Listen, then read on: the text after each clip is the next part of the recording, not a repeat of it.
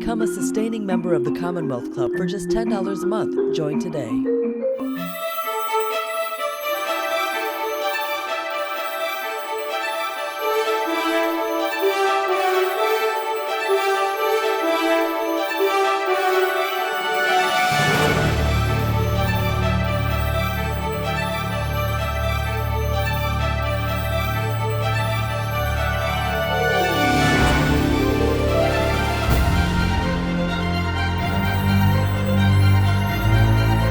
Hello, everyone, and welcome to today's virtual program at the Commonwealth Club of California. My name is Anne Marie Slaughter. I'm the CEO of New America, and I'm very excited to be here moderating this program today. I'm particularly pleased to be joined by journalist George Packer to discuss his new book, Last Best Hope: America in Crisis and Renewal. George has spent his professional career writing about U.S. foreign policy for The New Yorker and The Atlantic, and has covered the Iraq War, the atrocities committed in Sierra Leone, civil unrest in the Ivory Coast, the megacity of Lagos, and the global counterinsurgency, as well as the unwinding here at home in America. In his latest book, Last Best Hope, Packer traces the roots of American identity and how division has drastically changed the normal way of American life. The year 2020 brought out the best and the worst of the American people. The year shocked us as we experienced a ruthless pandemic, an inept government response, polarizing protests, and an election defaced by conspiracy theories.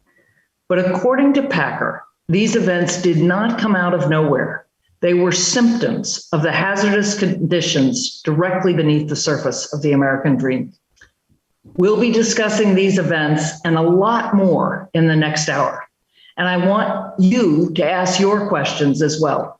If you're watching along with us, please put your questions in the text chat on YouTube, and we'll be getting to them later in the program. So George, let's begin. Thanks for doing this, Anne Marie. It's so good to be with you, even if we're on different continents. Indeed. But we can all read and we can still talk about this wonderful book. There's a lot here. And I actually want to start by reading through a number of what you say are accounts or explanations for our present condition. Because as I was reading through, I thought, yeah, I identify with this one. I disagree with that one. But you say, so here are different explanations. The powerful few saw their chance and grabbed the spoils of capitalism for themselves. Alternatively, vast impersonal changes blew across the world, flattening old structures and leaving behind new groups of winners and losers. Or one party descended into extremism and then nihilism, dragging half the country with it and making the whole country ungovernable. The other party sliced up its half into groups, calculating that the sum of them would keep it in power. Still another. America became more diverse. Those who were long silent began to speak, and the traditional population sank into hateful opposition. Bipartisan elites sold out their lower compatriots to a new global order. The end of the Cold War took away our last national cause and set us to fighting among ourselves in ever nastier skirmishes. And finally, Americans went on a self-centered spree that continued for half a century while the common good withered away. And I start with that, honestly, as I was reading them, I was also thinking of the various columnists I can think of whom I would identify with each one. But right. You don't try to choose between them. You go in a different direction. You say that actually what matters is not so much these specific explanations, but rather the broader stories we tell ourselves about who we are. And those stories then inform how we see what's happening. So I want to just start by asking you how you make that move and then where it leads you in the book. Well, those accounts you read, they're sort of short one sentence versions of whole books have been written about each of those accounts. And I just wanted to lay them out so that the reader and I are on the same page and know that here's what we're talking about. Here are the explanations of what everyone agrees has been an epic shift in American life over the last maybe 4 decades or so. What is it? Here are different ways we can understand it. I don't reject them. To me, and I sometimes have a hard time making up my mind about things, they all make a little bit of sense to me. Some make more sense than others. I cannot refuse any of them completely, but they all leave me a bit unsatisfied. And I do have my own one-liner, which, if I could read it, it's right below those. Absolutely. Inequality undermined the common faith that Americans need to create a successful multi-everything democracy. So for me, inequality, which has a lot of different meanings and resonances, is at the heart of our malaise and our toxicity today. I went back into recent American history and thought red and blue is too simple a categorization. It is the political breakdown that we see today, but really within each side, there are fractures. And I asked myself, what are the dominant narratives? What are the narratives that have the most influence in our culture and our politics today? And I came up with 4. And actually, I first gave the talk that this is based on at New America. I don't know if you remember. I do. Yeah. I think I've refined it. I've tried to refine it a bit since then and come up with better names. So the first is Free America, which is Reagan's America. It's the America that has been the most politically powerful during my adult life. It's the America of small government, or even dysfunctional government, of low taxes and deregulation and allowing business to have a free hand, and really seeing us as individuals, each of us scrambling to make the most of our energy and talents, but not as a society of citizens. We are entrepreneurs, we are taxpayers, we are employers. We are not citizens in the vision of Free America. It's been really dominant. And I think it was the guiding ideology of the Republican Party for maybe 3 decades. There's so free in the sense of being unfettered. Unfettered. It's what the philosophers call negative liberty, not the positive liberty of self-government through free institutions, which I hope we'll come back to. That's Tocqueville's definition of freedom. The modern freedom of Free America is negative freedom. It's the freedom from constraints, especially the constraint of government. It was a reaction to the 60s and 70s and to stagflation and malaise and things that some people in the audience probably remember with some anguish. Well, I have to just stop you there because you have an absolutely wonderful riff on the 1970s. You and I were both teenagers in the 1970s, and you say, it was this kind of leftover generation. We missed the 60s. We had terrible style, pretty terrible music. And then you say, but, looking back, it was the source of everything that's happened since. So I was thrilled to see that you kind of rescued the 70s. Oh, we grew up thinking it was all about the 60s, when in fact, if you look at all the big trends that we are still living with, whether it's deindustrialization or immigration or equality movements for groups, for disenfranchised groups, or the decline of unions, all of that started really in the 1970s. So Free America chronologically comes first. It's the 70s and 80s.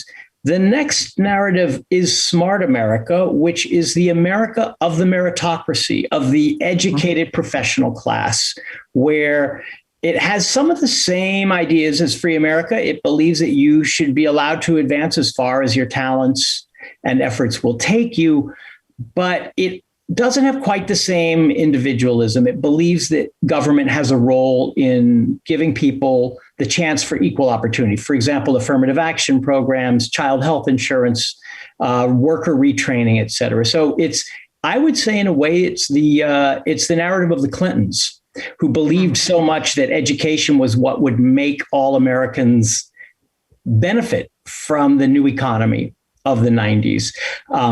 The problem with Smart America, each of these has a problem, as well as, I would say, something attractive. The problem with Smart America is the meritocracy stopped being meritocratic. It became a kind of aristocracy that Americans are born into rather than achieving through their own efforts.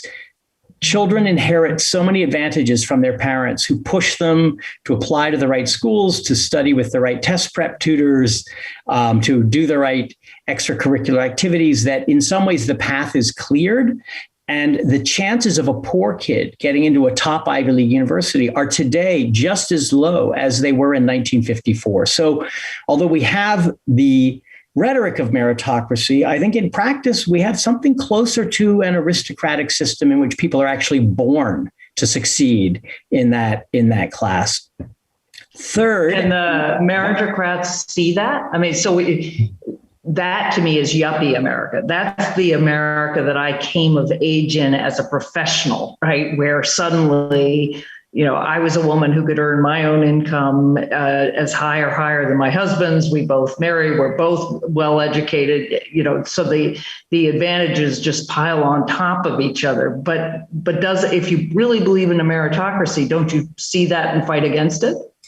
I think a lot of meritocrats go to a lot of trouble not to see it, to imagine that if only we tweak this social policy, or if only we allow, for a little bit of more redistribution of wealth, or a little bit more admissions to underprivileged kids into this, school or university, then we'll get there. Because it's really only a system that just needs to be sort of tweaked along the margins. Whereas I think fundamentally it is a broken system that, because of what you describe, Anne-Marie, intermarriage, sorting by residence, by region, the inequality of regions and of neighborhoods, and they almost guarantee that if you check off the right boxes and get into the right schools and into the right profession, that's success. Your success is laid out in front of you. And although there is such a thing as merit, it's not that I'm saying there's no such thing as merit. In our system, it has become secondary to the luck of the draw. There's a very good book about this called The Meritocracy Trap by a Yale professor named Daniel Markovits that I owe some of my ideas to. Third narrative is a rebellion, not an elite narrative, but a rebellious narrative that came more from below. And I call it Real America, after a quote from Sarah Palin, who almost personifies real America. She used it on the campaign trail in 2008 in North Carolina, saying, "I love coming to real America, where I meet real Americans who work hard and grow our food and fight in our wars." And she was making a very divisive distinction between basically them and us. We smart Americans in the cities are not real Americans. At the time, she seemed like a kind of interesting and highly flawed glitch in the political system. I think she was a really important early warning sign of Trump. I called her John the Baptist to the coming of Trump. And by 2016, white identity politics, which is essentially the politics of real America, had become a powerful enough force that by a whisker, it got Donald Trump elected and became what we now call right-wing populism. But I think of real America as a more, evocative term, because it's the core of a belief. We are the real Americans. Those elites on the coast, they're just living off our work.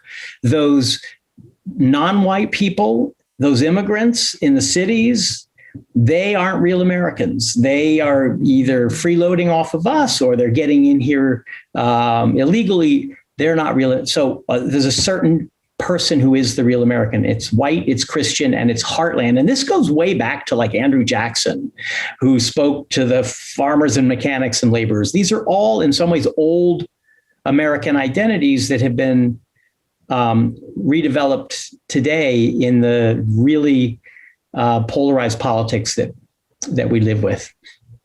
And interestingly, you point out, and I think it's worth stressing, that Barack Obama with his, they cling to their guns and their religion comment, and Hillary Clinton with her deplorables comment played right into that. And indeed, that starts the dynamic of the more that Trump outraged the liberals or the coastal elites.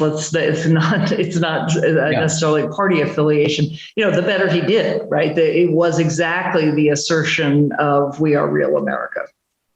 Deplorable became a badge of honor. I think Obama's comment, and by the way, those were both made, as was Sarah Palin's comment, in front of donors at campaign fundraisers, which is the only place candidates actually tell the truth. And then that was a great line. Yeah, and then they all got leaked, and then they had to do a lot of explaining. But that was what they really thought. Yeah. I see Obama as kind of the quintessence of smart America, a true meritocrat, because he did come from a pretty modest background. Yeah. Who spoke the language of justice and of change, but within the parameters that Smart America had set up. That we're not going to remake the economy. We're simply going to try to allow more Americans to succeed within the economic terms that were set really in the 1990s. The last narrative I call Just America, which, like Real America, is a rebellion against an elite narrative. This one is against Smart America.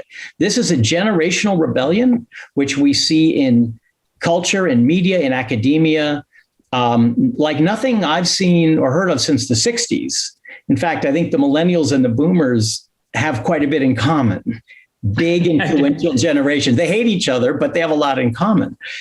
Sort of the idea that they're the first generation ever, and that the previous generation is corrupt and doesn't know anything and should be cast aside. Just America is the narrative of social justice, which says we are not making progress. This smart American narrative is a lie. Maybe there's a few people who are being allowed into the meritocracy, but basically we have a society of a caste system in which groups are in relation to each other as oppressor to oppressed, and it's always been that way, and it may always be that way. There doesn't seem to be a whole lot of room for change in Just America, maybe more in terms of a revolution of consciousness than of actual material and social conditions. So I think of Just America as a powerful rebuke to maybe the complacency of Smart America, but it swept it aside. It doesn't believe in meritocracy. It still lives in the meritocracy. It still, in some ways has the advantages of it, but it has replaced the terms of accreditation. And instead of succeeding on a standardized test, success is determined in some ways by your position on issues, the language you use, whether or not you have embraced in some ways the political ideology that comes with Just America, which to me, and we may disagree a bit about this, to me has an illiberal tendency that worries me. It has something in common with Real America. They're both in some ways valid repudiations of an earlier failed narrative, but they both bring with them a kind of extremism and illiberalism that doesn't seem likely to replace it with something that most Americans will want to identify with. So those are the four narratives, and that's right around the heart of the book, the middle of the book. Well, and I do think, as I said, that you give us ways of making sense of ourselves, and much of what you start with, where you roll out these 8 possible explanations, as you said, is that we're in this time of just tumultuous change where you really look around and think, is this my country? And, I say that from where I sit on the political spectrum, but so much of what elected Trump, what were plenty of people looking around and saying, is this my country? They didn't recognize the president, an African-American president. They didn't recognize the cultures, all of that. Right. So you give us ways of that we can make sense of who we are and what we're going through. And I think it's hugely helpful. You recognize parts of all of them as you recognize parts of those 8 explanations. And I did too. I think it's a very fair-minded way to start the book. But then you reject these 4 and you say, I have a 5th narrative, and I want to ask, you call it the equality narrative. I'll say right away, you call it the equality narrative. In Just America, you don't talk about equality anymore. And you note this, you talk about equity. And you talk about equity because equity accepts that people start from different places. There's the famous little cartoon of people, a short person and a tall person and a medium-sized person trying to look over a fence, and equality gives them all a thing to stand on that is the same height, which doesn't help. And equity gives them each a tailored thing to stand on so they can see over the fence. So we'll come back to Just America, but it is striking to me that you reach for an older conception, not of equity, but equality. So talk about, what you mean by equality. America. Yeah, it's a great question. And I've really wrestled with equality versus equity because I see the reason for equity.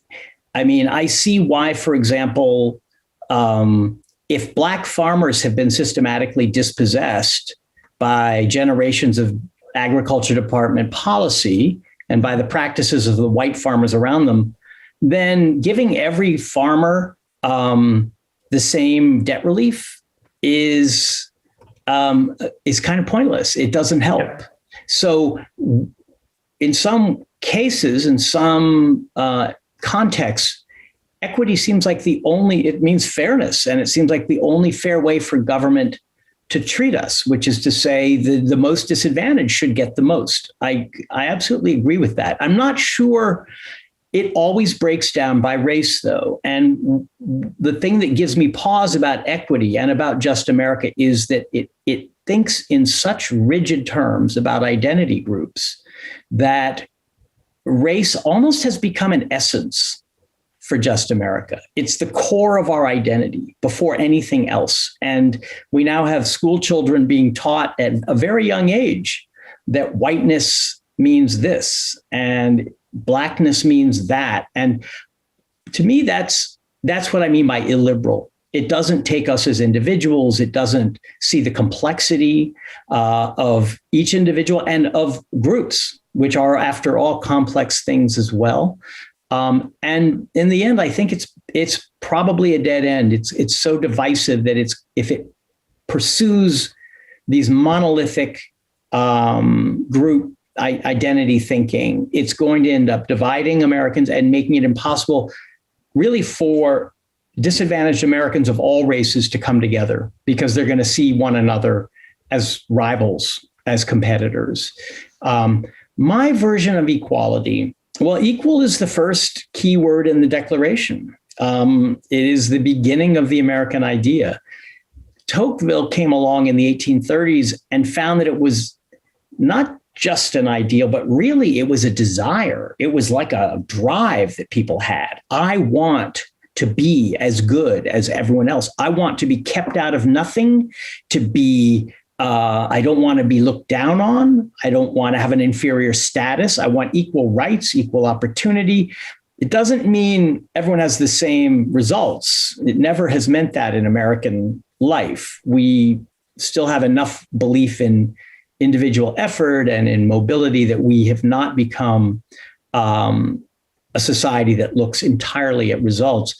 But equality, I mean, this is in Whitman, equality is the thing that makes us see one another as fellow citizens.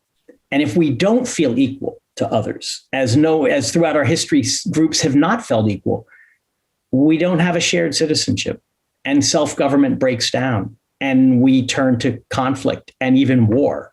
So I go through several crises in American history, the Civil War, the Great Depression, the 1960s, and each of them, I think, is about equality. Each of them is about the failure of the country to extend equality to all citizens in different ways. So without at least a sense of the possibility of equality, we have endless conflict. And I think it goes back to the Declaration, but it also is in a kind of identity. And I'm trying in this book to find something we have in common. I'm making maybe a doomed effort to see us all as Americans, because we now see each other as enemies and as aliens. And to me, that's become such a destructive course, both in the media and in politics, and even in daily life to some extent. I want to find something binding. And this code of equality is something that binds us. And without it, when whole groups are left out of it, as they've always been and as they are today, we get into deep trouble, and self-government itself breaks down. We become incapable of collective action. We can't solve our biggest problems. So I think equality and self-government are tied to each other. And the book, in a way, is an attempt to show how much they need each other and how we have to restore them both at the same time in order to get out of the deep hole that we're in. So I want to note that just on your distinction between equity and equality, it is interesting that, in the law, I was a law professor for 12 years.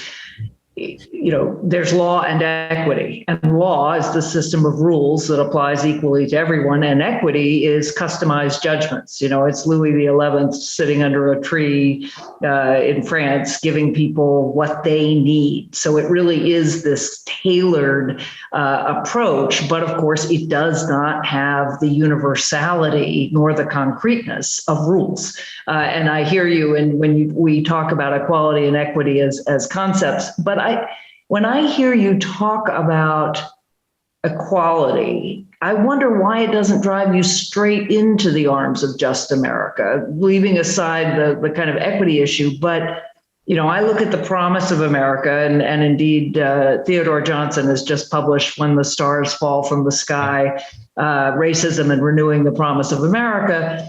And, the promise is a promise of equality. We've never delivered it fully. I am old fashioned enough as a liberal to think that the circles have steadily widened to declare where I am. I agree. But you do also have to say, you and I are roughly of the same age,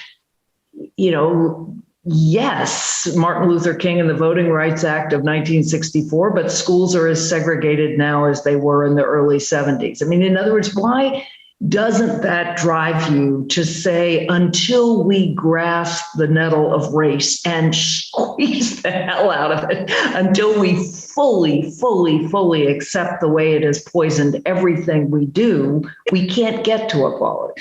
I agree with that. I say in the book that has been the great contribution of Just America. It has forced us to see the straight line from slavery through Jim Crow to the second class status of so many Black Americans today. Not all, because the circles have widened, and class plays a really important role today. And I think we minimize class in this country. We don't really like to talk about it. We think of ourselves, for a long time, we thought of ourselves as being so fluid that class doesn't apply here the way it does in European democracies. Class applies here. We are less socially mobile than these former aristocracies like Japan and Austria.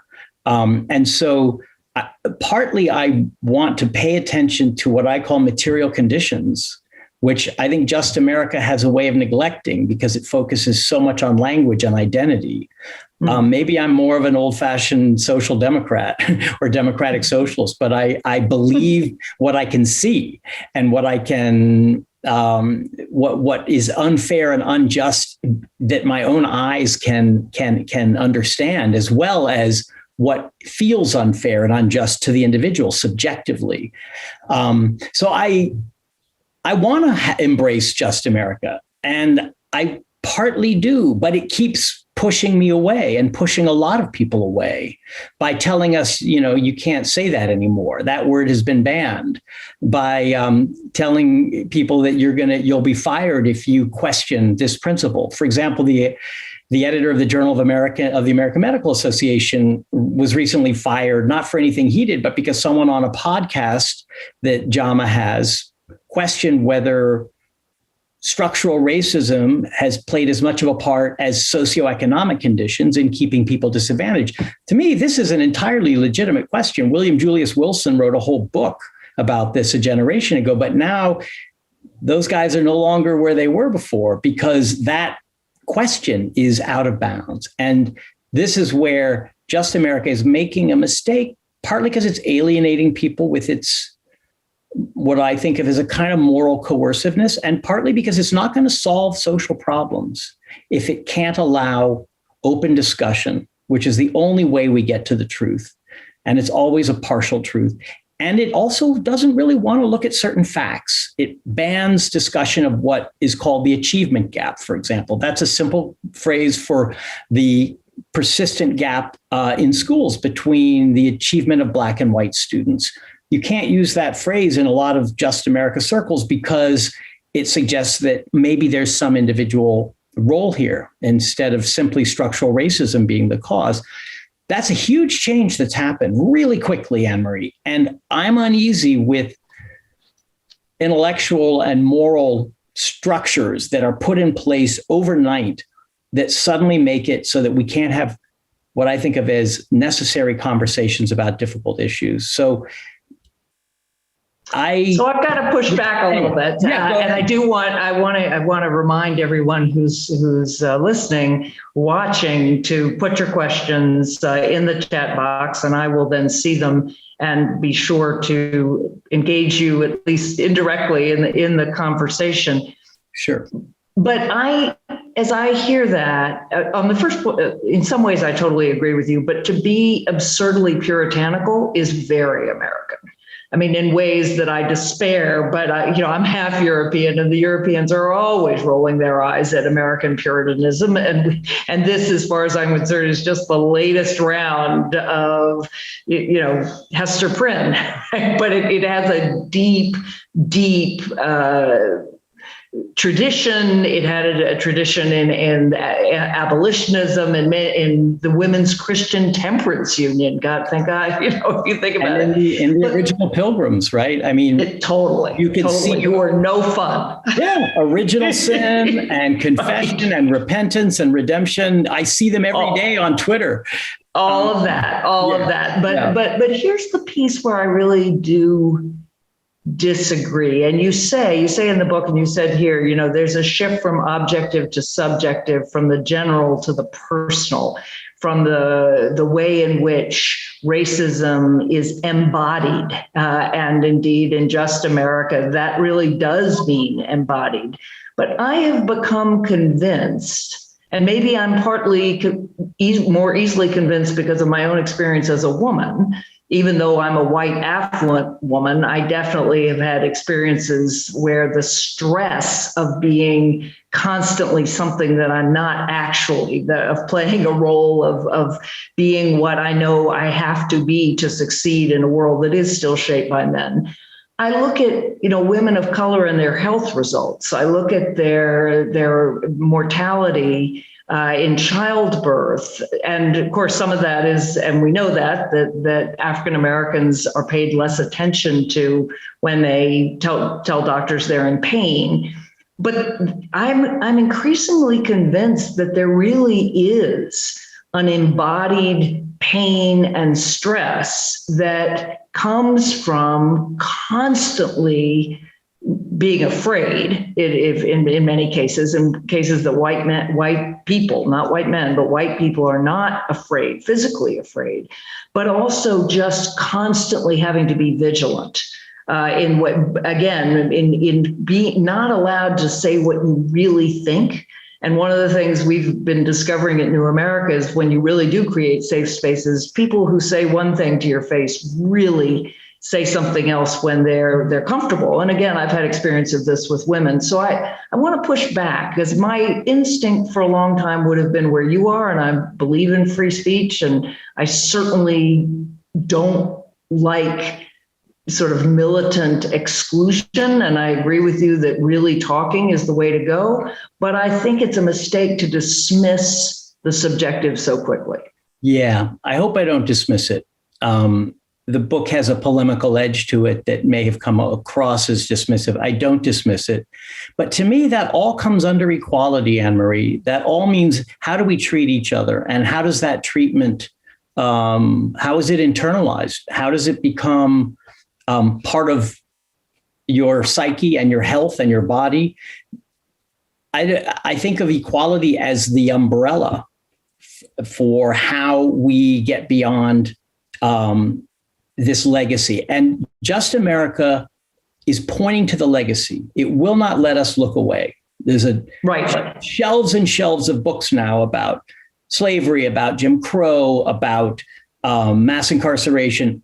This has been an enormously important, I think, kind of a rebuke to what had become a complacent liberal narrative, that slowly, incrementally, we were getting better and better, closer. I mean, Barack Obama always said, we're not perfect, but we're becoming more perfect. There's a kind of upward narrative that he, I think, truly believes in. And I believe in it most of the time too, but this movement has forced us to say, not so fast. The past isn't dead. It isn't even past, as William Faulkner said. All true. He lived in the South. It's never. Yeah, where the past is around you all the time. I just don't know that Just America has the answers, that it really has more than the critique. And the critique is powerful. But when I see how alienating that some of the practices can be for ordinary people, maybe among elites, it's become normal to apologize for yourself at the beginning of a meeting. But I think for most people, it doesn't feel right that we have to approach each other with so many constraints and priors and such a careful and rather alienating expert language that has grown up around this narrative. I think it keeps out a lot of Americans who maybe aren't as educated and don't know the language and maybe don't think that way. And I've begun to feel, and this is a bit strong, I know, but I've begun to feel that it keeps the working class divided. It has a way of pitting people against each other when actually their interests are common more than they are opposed. And it keeps the professional class in a comfortable place. I know I'm seeing things more in class terms than you are, but that's what I see in a lot of the media that I consume on a daily basis, where there's a kind of continual boiling of the pot that maybe isn't aligned with what people go through every day and feel. We are becoming a much more interracial society, even since the year 2000. Than we've ever been before. It's a dramatic development in people's social lives, in their married lives. And yet you would think from the narrative we're talking about that we are a caste system in which there's an absolute barrier between people who can't understand each other, who can't speak a normal language together, and who have no common history as Americans. I think it's both an inaccurate description and also a divisive prescription. As much as I accept a lot of what you said, and I don't want to be put in a position of seeming to be rejecting it. I'm not rejecting it. I'm saying the form it takes today, I don't think is the right direction to go. And I think it's a dead end. So let's try to model exactly the kind of conversation we truly wish people were having. And I will say that there's a lot of what you're seeing in Just America that is deeply performative. And indeed, I was a law professor when critical legal theory, including critical race theory, first came on the scene. Right. And I dismissed a lot of it as a good liberal, like, forget all that, just do public interest litigation, to follow in the shoes of Thurgood Marshall, et cetera. But here's how so what would you say to the response that says your reactions are trying to put folks back in their place, that when they start to express the anger that is deep, and as we understand more, I mean, simply watching the videos of countless shootings of unarmed Black young men and women, and realizing as the parent, at least as the parent of two sons who were teenage boys and definitely got up to all sorts of things, and realizing I never was afraid in the way that my fellow mothers of color are afraid, that there's so much anger and they're finally letting it boil over. And now those of us who are still in power and definitely still control, look at any measure of power. Yes, lots of people of color have made progress, but we are still firmly in charge. And now we're doing sort of what the clergyman did that Martin Luther King wrote to in the letter from a Birmingham jail, saying, no, slow down. It's going to get there. It has gotten there. It's getting better. And they're saying, if we were in power, and of course we are heading for a plurality country, things would really look different. And we're not going to stop and play by your rules anymore. How do we respond to that? The first thing I'd say is I don't believe that members of large groups all think alike. I agree. And sort of ascribing a single outlook or narrative to an entire group of Americans, 12%, 20%, 40%, is a kind of tendentious aspect of our culture today. And that's one thing I'm trying to resist, is to say we do not think in groups. We think as individuals, even though groups have had common experiences that have shaped thinking.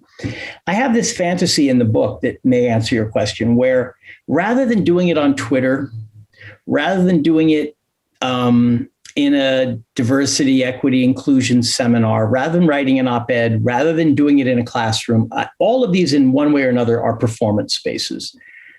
What we need is for people to tell each other the truth and to find a way to do it. And if you've created that at New America, then more power to you. My notion is to have hundreds of American conversations between people of different groups, different races. And if people want it, to protect their identity so that they don't become public targets, and spend an hour in a room together, being filmed, talking, telling the truth, just telling each other the truth and seeing where that takes them, and listening to each other as well as talking to each other. Film them, put them on YouTube, hundreds of these conversations, so that Americans from the whole country can go onto YouTube or maybe some less destructive platform and watch them and learn from them and talk about them, and maybe keep the identities anonymous in order to make it truly honest. I would like that honest conversation that you're talking about. I just don't think our current culture knows how to do it. I think what we know how to do mostly is perform. Social media, this simple invention, has turned us all into vituperative, nasty versions of ourselves. You meet the people in person and you find that they're actually quite pleasant and kind. And on social media, they turn into spitting vipers. Don't do it that way, but we do everything that way. And I think it's raising the temperature beyond what we would actually have if people had honest conversations without social consequences, without worrying about the repercussions. So that's my little fantasy idea that might answer your question. So we have two questions, and I want to get to them, but I will just say, and we can come back if there's time at the end, I do agree with you about the conversations. I will say, though, I've had those conversations over the past couple of years in a way I never, ever had before, because I never, ever knew anyone of color close enough really well enough to get into it, to ask things that I wouldn't have dared ask, and to hear things that I think the people I talked to would not otherwise say. And I will say the experience for me has moved me closer to really understanding more of what Just America is saying. I wouldn't have necessarily expected that, but it really has, because I've come to think. It sounds like you've done the right thing at New America in making it possible to have really honest conversations. Well, may we do more of it, but and we'll come back to it. But I certainly agree it's what's needed, but it's revelatory. So there's a question that says, that's very much on parts of the book. Recently, I heard a senator describe our form of government as a constitutional republic, but not a democracy. Right. Can this degree of precision be clarified further? Yeah, the listener, the audience member is talking about Senator Mike Lee, Republican of Utah, who tweeted that last fall, just before the election. And he almost seemed to be saying, you think that the majority should rule, and you might well get the majority, you Democrats, but actually that's not what we're about. We protect minority rights in this country. We're a constitutional republic. He called it rank democracy, by which he meant just sort of raw tyranny of the majority. And I think what he was doing was making a not so subtle excuse for the entire strategy of the Republican Party today, which is to prevent the majority from ruling and to use both the Constitution and new state laws and the filibuster and everything else you can think of in order to prevent the majority from ruling. Let's be honest, there isn't a large majority for anything in this country. I mean, the Democratic majority is razor thin, but it's a majority. The Democrats have won, 7 out of the last 8 presidential elections, I think. In order to hold Congress or a state legislature, Democrats need to win by several percentage points because of the way districts are drawn and because of the nature of the Electoral College. So we are fighting against ourselves over whether we are a majority rule country or a minority rights country. We're both. They're both in the Constitution. So it was a word game Lee was playing, when in fact we are, I would say, a democratic republic, or a representational republic, or whatever you want to call it. It means we vote, the people choose, and there are certain structures in place that prevent the majority from absolutely tyrannizing over the minority. We're way beyond that now, where so many provisions and laws have been either enacted or abused in order to prevent the majority from even governing. And that's where Washington is every day right now. And I found Lee's comment to be kind of sneaky, because what he was really saying was, you shouldn't get to rule. Although it's certainly true, and if you read the Federalist Papers, there's a lot about the fear of democracy. But I would say it is the credit to the design of the system and the force of the American people that those circles have widened and widened and widened, so that yes, we are a democratic constitutional republic.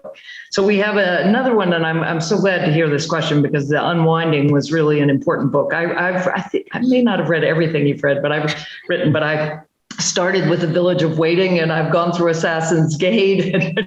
So this one says, can you please link the work of The Unwinding to what has occurred in American politics since its publication, and how this new book builds on it? I think a lot about that. The Unwinding was an immersion in American life, a portrait of America based on a few characters and communities that I spent a lot of time in. And what I found was alienation, cynicism, a sense of disconnect between the people and their institutions, whether it's government or media or economic institutions or even church union. People were alone. They were atomized, and they were convinced that the system was rigged against them. This is what I heard over and over, whether it was in Western North Carolina, the Tampa Bay region, or Youngstown, Ohio, which are the three main regions of the unwinding. So I didn't foresee Trump, but I think I sketched a landscape in which Trump was very thinkable, someone who played to the resentments of the people against their rulers, against the elites, which is what demagogues do. It's a recurring feature of a democracy, because the people are supposed to rule, as we were just saying. Well, what if it's the elites who seem to be ruling for their own benefit at the expense of the people? You end up with a demagogue like Trump. Today, Last Best Hope is more of an essay. It's more of a thought experiment about how we came to this point. It overlaps a lot with the unwinding. Where it leaves the unwinding behind is in trying to imagine how we could certainly not overcome our differences. That shouldn't ever happen. We should have differences, but be able to govern ourselves together. That's the fundamental activity of a democracy. We can no longer do it.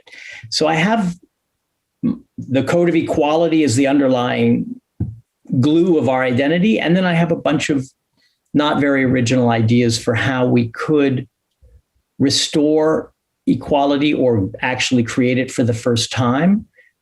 And in doing so, reacquire the art of self-government. That's another phrase from Tocqueville, which he saw it as a skill you have to learn. It's not natural governing yourself. In fact, it's hardly ever been done in human history. It's a miracle we've been able to do it for 240 years. And I hope we can continue. But right now, I wouldn't entirely bet on self-government, not just because we have an authoritarian party and the experience of an authoritarian president, but because I think Americans have forgotten how to use those civic skills of debate, argument, compromise, of listening to people of other views, of going outside your bubble. So I think we could use national service. I think that would be a great way to get people to cross tribal lines and work together on projects, and a bunch of other things, including basic ones like empowering labor and breaking up corporate monopolies and giving people more economic power than they have, because I think the channeling of economic power into a few big corporations, giant corporations, has really weakened our ability to act as citizens, to govern ourselves. These ideas go back to Brandeis and Lippmann and Lincoln. These are old American problems in a new form. And in a way that's reassuring, because you look back at the Civil War and at the Great Depression and realize we've been through worse. We emerged, maybe not well, but we emerged and we moved on, and the circle widened. I think you're right, Anne-Marie. So the end of the book is really me thinking about my kids and not wanting to leave them with a picture of the country that gives them no motive to try. We have to have a motive to try. So you raised 2 points that tie into the next two questions. The next one is, are there any politicians who you think are promoting this fifth America, the equal America? And how can politicians try to do that, given the polarization and fragility of the society? I think Joe Biden is trying. I think Biden doesn't belong to any of the four narratives. He precedes them. He's a creature out of the Roosevelt-Truman Democratic Party who believes in government doing things to help people and improve their lives, who believes in labor and unions. Biden's whole domestic policy seems to me, without him really describing it this way, because he doesn't do that, seems to me to be aimed toward making Americans more equal, both in status and in material conditions. And I sure hope he succeeds. I think by some weird turn of history, he's exactly what we needed at the age of 78, after a long career in which he kept losing his effort to become president.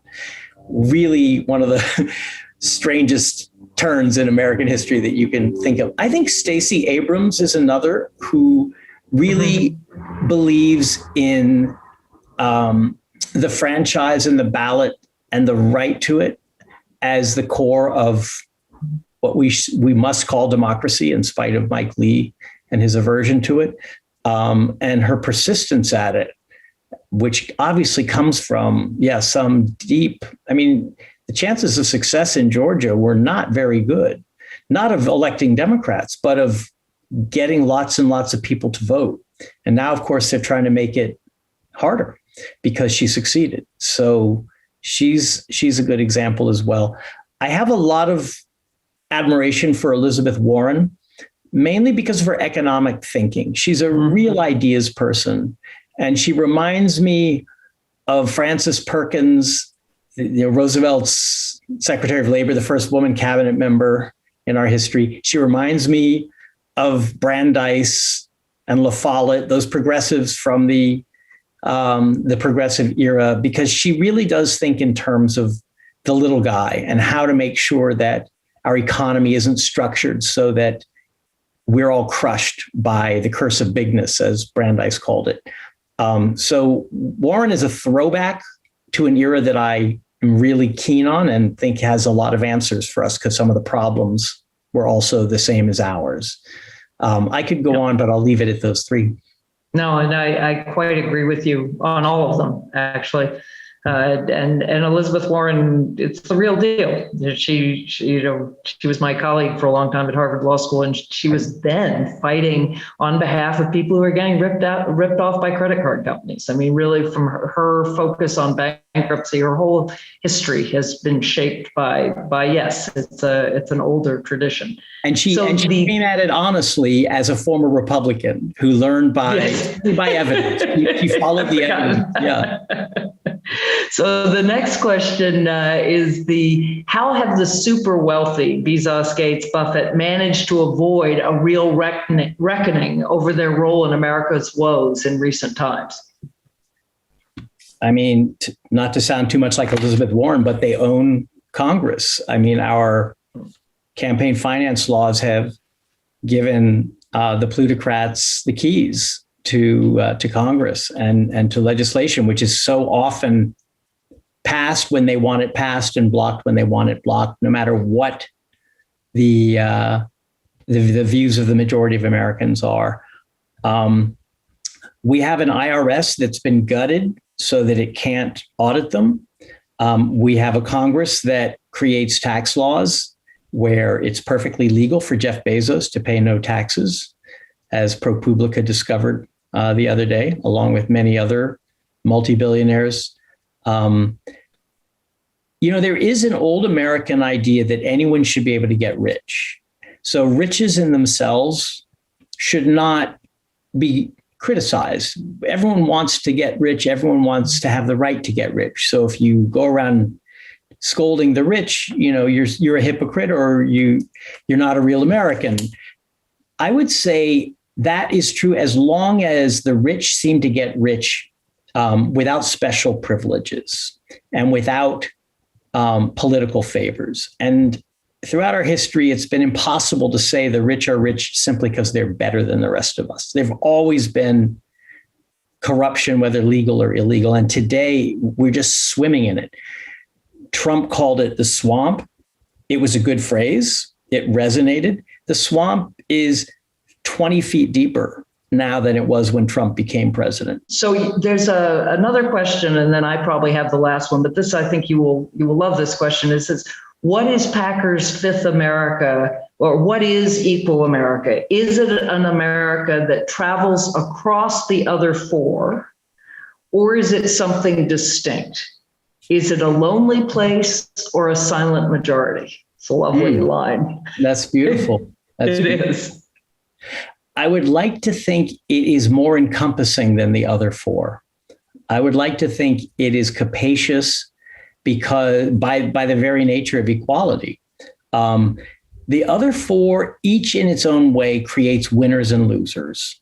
We know who the winners are in free America. They're the corporate class. They're the wealthy. They're the people who came to power with Reagan. We know who the winners are in smart America. It's the college educated, the professionals. And in real America, it's the people, meaning the white Christian people. And in just America, it's a reversal of the old hierarchy. It puts the bottom rail on top. It creates a new hierarchy based on group oppression. I want us to be able to look at each other as equal citizens at the same level, which I'm not naive. That takes a lot of leveling. It doesn't happen automatically. The book is full of proposals for how to bring workers up and the wealthy and the plutocrats down.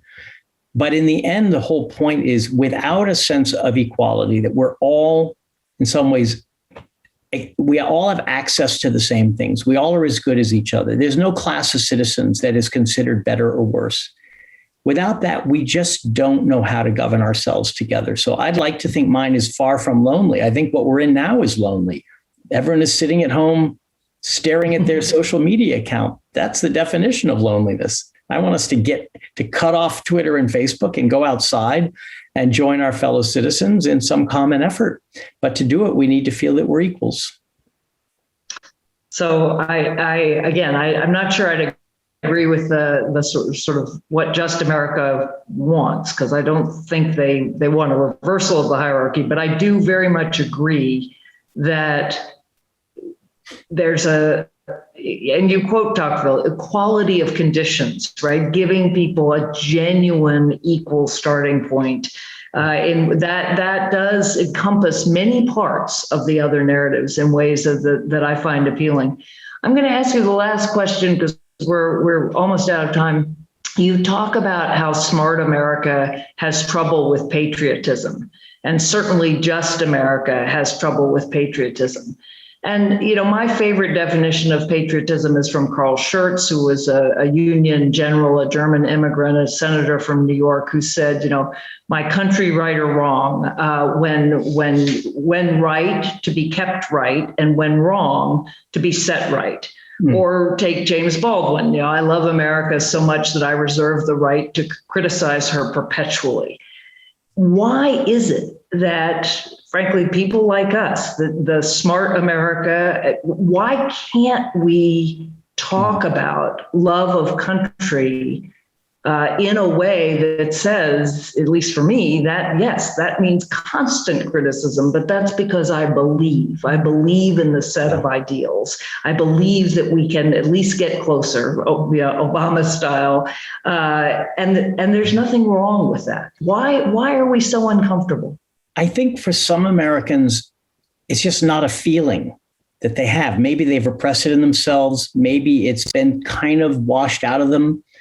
Globalization and connection to the rest of the world, and a sense that they're more like people in their kind of neighborhood in London or Berlin, are more their people than someone who lives half a mile away in a totally different neighborhood. It's almost embarrassing for some Americans. They associate it with flag waving and with the national anthem and with rituals that seem perfunctory and also required. And it's almost like, I have this line in the book about, it's like the traces of a more primitive time of cigarette smoke and dog racing. It's like, that's what we used to be like, but we've emancipated ourselves from that. We've become world citizens. We have no limits to our attachments. I think there are always limits to your attachments. I'm more loyal to my family than I am to anyone else. And I think of patriotism as kind of an extension of that. I'm more loyal to my country. I love it because it's mine, with all of its distinctness. That doesn't mean it should abuse others or should ignore others or should feel superior to others. But that love is an attachment that, you can't will. It has to come. And some people, I think, have killed it in themselves, and others maybe are against it on principle because it seems to suggest that we don't have problems, or that we are getting there, or that we're in denial. We're not looking at the hard things that we have to keep looking at. And it's dangerous to start feeling this attachment to the country when the country itself is such a flawed place. And they think of it as kind of like a contagion that might get in the way of their moral standards of what they want to be. both of those are, I think, are a real tragedy, because I believe without patriotism, call it national solidarity, you just can't do big things in this country. If you want to end racism, if you want to save democracy, if you want to reverse climate change, if you want to slow down inequality, you need national solidarity. You need to be able to speak to the whole country, because these problems are way too big for any one group to have a monopoly on them and to have all the answers and to be able to make the effort by themselves. So in a practical way, without patriotism, we're doomed. We're not going to solve problems. And I look back to the New Deal period of Roosevelt and Francis Perkins. Back then, the progressives had a patriotic narrative. Yeah, I read that. Langston Hughes wrote, "Let America Be America Again." It's a patriotic poem. It's a deeply critical poem, but he's not going to give up. And he knows that without that attachment to America and its ideals, he's not going to ever get where he wants to go. So that sounds like a bit of a speech. I hate speeches, certainly when I give them, so I'll stop now. But that's where I think patriotism is part of the mix that we need today. Well, I think that's a perfect note on which to end. And I do hope everyone listening will buy this book and read it and think about what it is that we have to love and cherish, even as we criticize. So I want to thank George Packer, author of his new book, Last Best Hope, America in Crisis and Renewal, for joining us today. And I want to thank our audience for watching and participating live. I would also like to invite all of you back for a conversation I will be having at the Commonwealth Club in August for my new book that is called Renewal: From Crisis to Transformation in Our Lives, Work, and Politics, which starts with exactly that poem from George Packer. So we are very much in conversation with one another. If you'd like to watch more programs or support the Commonwealth Club's efforts in making virtual programming, please visit commonwealthclub.org/online. I'm Anne Marie Slaughter. Thank you, and stay safe and healthy.